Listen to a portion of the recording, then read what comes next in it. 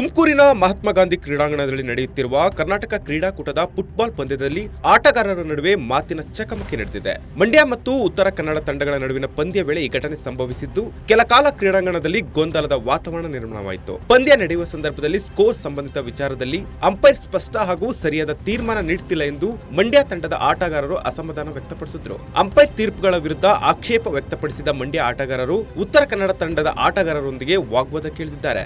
ಇದರಿಂದ ಕೆಲ ನಿಮಿಷಗಳ ಕಾಲ ಪಂದ್ಯ ಸ್ಥಗಿತಗೊಂಡಿತ್ತು. ಪರಿಸ್ಥಿತಿ ಗಂಭೀರವಾಗುತ್ತಿದ್ದಂತೆ ಪಂದ್ಯಾಧಿಕಾರಿಗಳು ಹಾಗೂ ಆಯೋಜಕರು ಮಧ್ಯಪ್ರವೇಶ ಮಾಡಿ ಆಟಗಾರರನ್ನು ಸಮಾಧಾನಪಡಿಸಿ ಸ್ಪಷ್ಟನೆ ಬಳಿಕ ಪಂದ್ಯವನ್ನ ಮುಂದುವರಿಸಲಾಯಿತು.